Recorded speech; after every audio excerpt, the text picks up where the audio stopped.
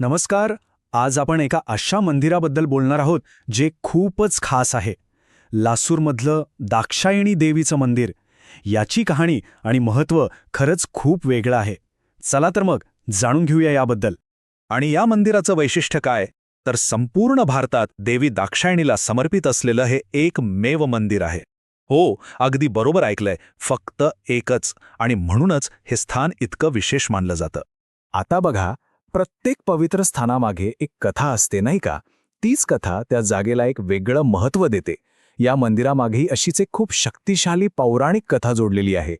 तर ही कथा आहे राजा दक्षाच्या यज्ञाची. या यज्ञामध्ये असं म्हणतात की देवी दाक्षायणी आणि भगवान शंकराचा अपमान झाला.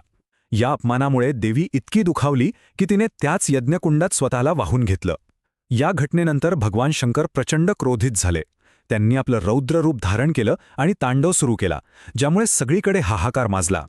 आणि असं मानलं जातं की ह्याच घटनेनंतर देवी लासूर गावात पुन्हा प्रकट झाली. ही झाली पौराणिक कथा. पण हीच श्रद्धा, हीच भक्ती ह्या मंदिराच्या वास्तुकलेत कशी उतरली आहे ते आता पाहूया. ह्या मंदिराचं बांधकाम मूळचं हेमाडपंथीय शैलीतलं होतं, म्हणजे अगदी प्राचीन. पण जसा काळ पुढे गेला तसे त्यात बदल होत गेले आणि आज आपल्याला इथे प्राचीन आणि आधुनिक शैलीचा एक खूप सुंदर संगम पाहायला मिळतो. मंदिराची रचना खरंच पाहण्यासारखी आहे. तिथे गेल्यावर समोरच एक उंच दीपमाळ दिसते आणि जरा निरखून पाहिलं ना तर त्यावर वाघाचं कोरीवकाम आहे, जे लगेच लक्ष वेधून घेतं. मंदिरात आत गेल्यावर वर छताकडे नजर टाका. तिथे एक सुंदर कमळ कोरलेलं आहे, जे पाहून मन एकदम प्रसन्न होतं.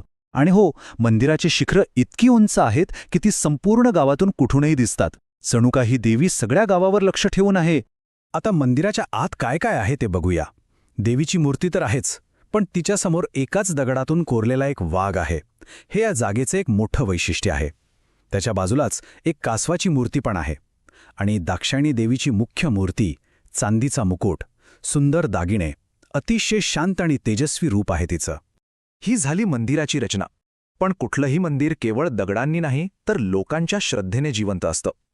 तर आता बोलूया त्या जिवंत श्रद्धेबद्दल, जी या मंदिराचा आत्मा आहे. इथल्या लोकांचा ठाम विश्वास आहे की ही नवसाला पावणारी देवी आहे. म्हणजे मनापासनं काही मागितलं तर देवी ते नक्की पूर्ण करते. आणि याच श्रद्धेपोटी, याच विश्वासापोटी लोक दूरदूरून इथे येतात. आता आठवतंय का? पौराणिक कथेत आपण पाहिलं की देवीने यज्ञकुंडात स्वतःला समर्पित केलं होतं. त्याच त्यागाचं प्रतीक म्हणून इथे एक यज्ञ सतत पेटता ठेवलेला असतो. हा फक्त एक विधी नाहीये, तर त्यागाची आठवण आहे. आणि असं मानलं जातं की या यज्ञातली जी पवित्र राख असते, म्हणजे अंगारा, तो कपाळाला लावला की देवीला केलेलं साकडं पूर्ण होतं. हे मंदिर वर्षातून 2 वेळा मोठ्या उत्सवांनी अक्षरशः नाव निघतं. एक म्हणजे एप्रिल-मे महिन्यात होणारी वार्षिक यात्रा. ही खूप मोठी असते. जत्रा भरते, मिरवणूक निघते. हा संपूर्ण गावासाठी एक मोठा सोहळा असतो. आणि दुसरा मोठा उत्सव म्हणजे नवरात्री. 9 दिवस तर इथे भक्तांची प्रचंड गर्दी असते. सगळीकडे उत्साहाचं आणि भक्तीचं वातावरण असतं.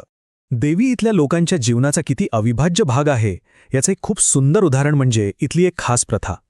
वैजापूर तालुक्यातल्या गावांमध्ये जेव्हा नवीन लग्न होतं, तेव्हा ती नववधू आपल्या सुखी संसाराची सुरुवात करण्याआधी देवीचा आशीर्वाद घ्यायला इथे येते. ही परंपराच या ग्रामदेवतेचं स्थान लोकांच्या मनात किती घट्ट आहे हे दाखवते. तर मग एवढं सगळं ऐकल्यावर या पवित्र स्थळाला भेट देण्याचा विचार मनात आला असेलच. मग तिथे पोहोचायचं कसं ते आता बघूया. इथे पोहोचणं तसं खूप सोपं आहे. छत्रपती संभाजीनगरपासनं साधारण 40 किलोमीटरवर आहे. वैजापूर आणि गंगापूर दोन्हीकडून अंतर साधारण 30 किलोमीटर आहे. आणि जगप्रसिद्ध वेरूळ लेण्यांपासूनही हे फक्त 30-35 किलोमीटर दूर आहे.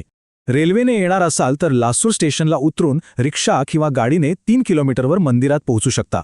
शेवटी या मंदिराचा हा सगळा प्रवास पाहिल्यावर एक विचार मनात येतो. दाक्षायणी देवीची ही कथा, हे मंदिर आपल्याला एक महत्त्वाची गोष्ट शिकवतं की प्राचीन कथा आणि ही पवित्र स्थळं केवळ इतिहासाचा भाग नसतात. ती आजही आपल्या समाजाचं, आपल्या परंपरांचं आणि आपल्या आयुष्याचं हृदय आहेत. ती आपल्याला कुठेतरी एकत्र बांधून ठेवतात.